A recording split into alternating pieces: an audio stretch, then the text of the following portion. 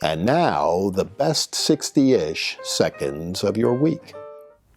And this week, Republicans take control of the United States House of Representatives officially.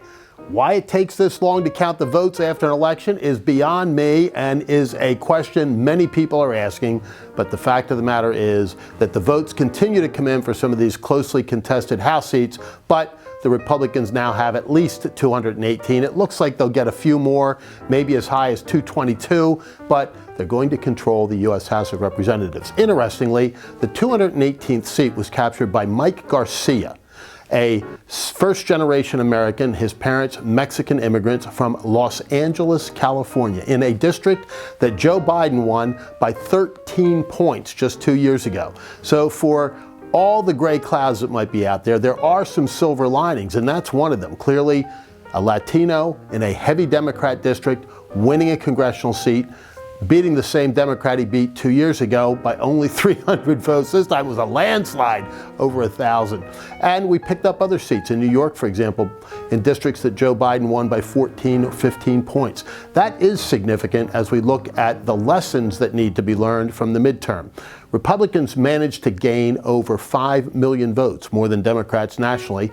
And while there was no great red wave that we were all looking for, and there were a lot of disappointments along the way, especially in my home state of Pennsylvania, we've got some real opportunities going forward. And the Republican Party needs to have a very serious discussion. You know, there are all sorts of folks now with instant analysis and instant cures for everything, you know, the magic wand theory of government.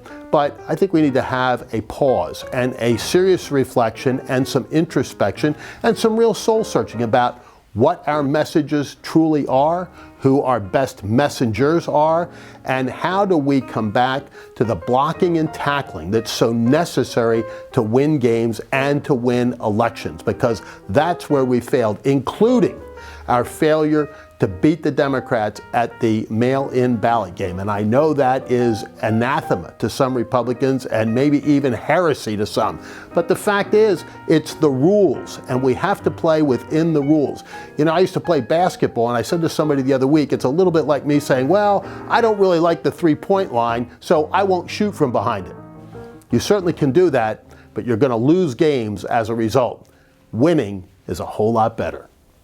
And this week, America observes and celebrates Thanksgiving Day, a virtually unique American holiday. Yes, some other places in the world have things that are similar, but we are the ones that have a national holiday to give thanks to God for all of the blessings of this life. Dating back to the early 17th century, 1621 to some folks in Massachusetts.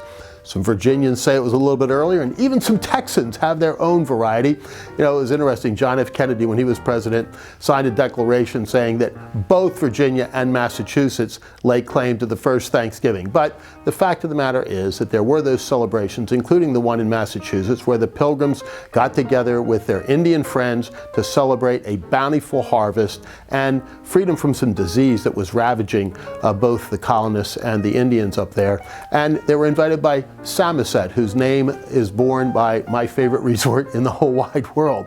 And it was in York, Pennsylvania, that the Continental Congress first called upon the people of the United States through an official proclamation, which later they asked the President of the United States, George Washington, to do, which he did.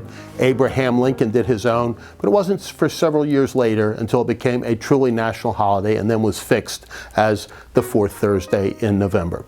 Doesn't matter really when it is, because every day should be Thanksgiving Day for all of us, because we are so incredibly blessed.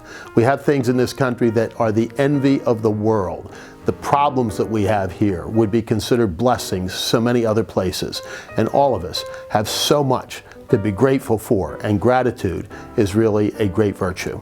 So if you can remember the words to one of my favorite Thanksgiving hymns, now thank we all our God with hearts and hands and voices, who wondrous things has done, in whom his world rejoices, who from our mother's arms has blessed us on our way with countless gifts of love, and still is ours today.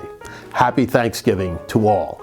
And right before Thanksgiving, we get the beginning of the World Cup 2022. Now, for soccer fans, the most popular sport in the world, this is Mecca.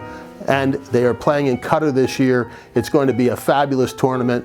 My native Brazil is ranked #1 in the world. I hope they can hold on and win an unprecedented 6th title.